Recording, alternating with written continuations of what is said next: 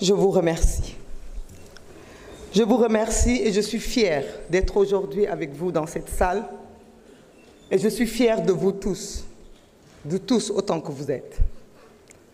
Beaucoup ont épilogué, on nous a parlé de manifestations qui ont amené des morts. Je voudrais rappeler que dans le monde entier, pour défendre la démocratie, des gens manifestent. Je voudrais rappeler qu'ici au Sénégal, de 2012, en 88, en 93, toujours des gens se sont levés, se sont battus pour la démocratie sénégalaise. Certains ont même parlé du nom du Premier ministre ou du chef de l'État. Certains même ont parlé du PASTEF en disant que nous avons appelé à manifester. Oui, nous avons appelé à manifester, comme la Constitution nous le permet. L'article 8 de la Constitution nous autorise à manifester.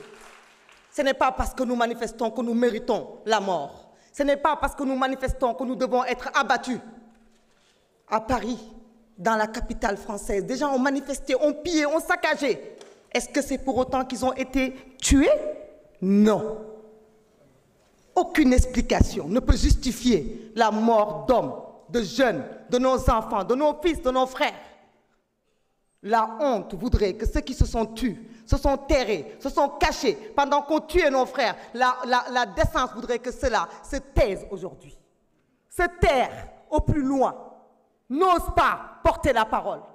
Mais nous sommes en démocratie. C'est la démocratie qui permet aux uns et aux autres de parler. Cette chère démocratie pour laquelle nos jeunes se sont battus. Cette chère démocratie pour laquelle des gens ont perdu la vie. Nous comptons les morts que nous avons trouvés enterrés. Rappelons-nous aussi de ceux-là qui ont fui pour ne pas mourir. Qu'est devenu Papito Kara? Avec d'autres dizaines de jeunes comme lui qui se sont échappés à travers la mer et qui ne sont jamais arrivés. Parlons aussi de l'imam Ndao, des gens qui ont été persécutés à cause de ce combat démocratique et qui sont morts aussi pour défendre le Sénégal. Nous ne pouvons pas avoir de complexe. Les paroles sont tellement mielleuses quand on parle aujourd'hui. Nos mots sont forts. Beaucoup d'entre nous pouvaient s'abstenir de parler. Mais vous savez pourquoi nous parlons? Pour entrer dans l'histoire et pour ne pas oublier. Parce que l'ADN d'un peuple, c'est la mémoire.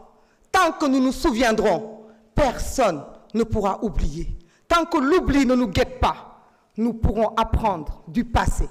Certains nous disent l'amnistie. Vous avez pris ce qui est bon. Oui, nous avons pris ce qui est bon de cette amnistie. Parce que ce qui est bon, c'est le choix du peuple sénégalais, souverain. Un peuple ne se trompe pas. On ne peut pas jeter l'amnistie. Parce que jeter l'amnistie, c'est revenir sur la décision du peuple souverain d'avoir élu le président Bassirou Diomaye Faye emprisonné arbitrairement.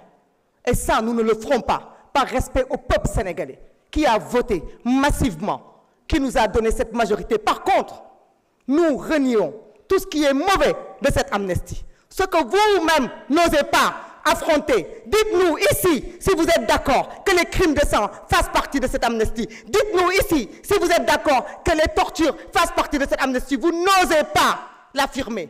Par contre, Monsieur le ministre de la Justice, nous avons confiance en vous. Nous savons que vous rendrez justice parce que vous êtes un épris de justice. Nul ne peut nous donner de complexe. La justice sera rendue. Mais ceux qui veulent mettre dos à dos des manifestations, des pillages, des casses de voitures, des casses de magasins avec le respect de la vie humaine, je dis honte à vous. Honte à vous et nous sommes là pour vous obliger à vous souvenir et nous sommes là pour que l'oubli ne guette pas notre peuple parce que nous sommes un peuple digne et un peuple qui n'oubliera pas ce qui s'est passé de 2021 à 2024. Nous sommes ce peuple fier. Merci au peuple sénégalais. Honorable Moussa Amadissar, vous avez la parole. Doyen Alakan Mangawadjal.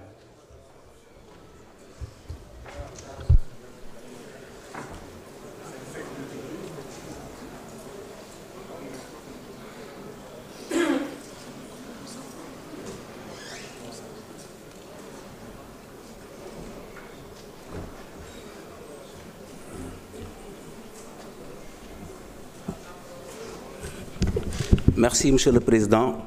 Monsieur le Président, Messieurs les ministres, chers collègues. Je voudrais préciser ici qu'il n'y a pas dans cette salle des collègues qui sont contre à ce que la lumière soit faite. Je voudrais dire qu'il n'y a pas dans cette salle des collègues qui ne souhaiteraient pas que cette obscurité soit élucidée.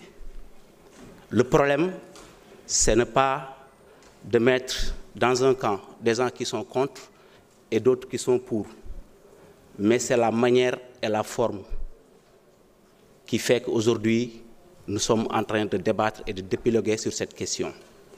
Cette proposition de loi qui nous a été faite appelle de notre part beaucoup d'observations.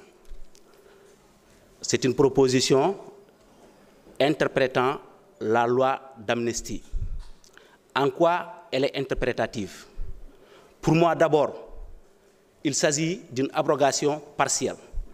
Parce que tout simplement, la proposition de loi qui nous a été faite abroge les articles 2, 4 et 5. Alors qu'une loi interprétative, vous l'avez rappelé tout à l'heure dans le rapport de la commission des lois, n'a pas pour vocation de supprimer des articles. Elle n'est pas une loi interprétative en ce sens que vous avez rajouté dans les articles que vous avez retenus, alors que ça, c'est une modification substantielle de la loi. Vous l'avez rajouté à l'article 3 de la loi d'amnistie d'alors. Il était bien indiqué que l'amnistie ne préjudicie pas aux droits des tiers. Il a été rajouté que l'amnistie ne préjudicie pas aux droits des tiers ni aux droits des victimes à une réparation intégrale. Cela veut dire quoi? Cela veut dire qu'il y a une forfaiture qui a été faite sur le plan financier, des indemnisations ont été faites pour des victimes qu'aucune loi n'a prévues, et vous avez donné de l'argent en estimant vous-même le préjudice subi, et vous voulez qu'on justifie cela à travers cette nouvelle loi que vous avez proposée. Je pense que la loi d'amnistie d'alors, elle est claire en son article 4 pour dire que s'il y a un problème d'applicabilité, les difficultés liées à l'applicabilité de cette loi sont jugées par la chambre d'accusation de la Cour d'appel de Dakar. Aucun juge n'a déjà dit qu'il y a un problème d'applicabilité. Même si l'auteur de la loi a dit que nous, législateurs, nous avons ce droit-là, alors pourquoi d'abord ne pas poser le problème à la chambre d'accusation de la Cour d'appel de Dakar pour voir véritablement est-ce qu'il y a des problèmes d'applicabilité avant de venir et de nous proposer une proposition de loi. Je pense qu'il y a des problèmes politiques qu'on veut régler à travers cette loi-là. Des questions sont nombreuses à l'auteur même de la loi, parce qu'un collègue avait déposé ici une proposition de loi dans ce sens, demandant à ce qu'on abroge cette loi. Cette proposition a été rejetée sous prétexte qu'elle n'était pas accompagnée d'une autre proposition nous permettant de soutenir financièrement cette proposition de loi. En quoi cette nouvelle loi, qui prévoit encore des indemnisations, ne devrait pas être rejetée? Parce que tout simplement, là, on a des indemnisations, alors que dans l'autre proposition, on parlait d'abrogation. Je pense qu'il y a des questions sur lesquelles nous sommes tous d'accord, mais il y a des questions qui posent véritablement problème.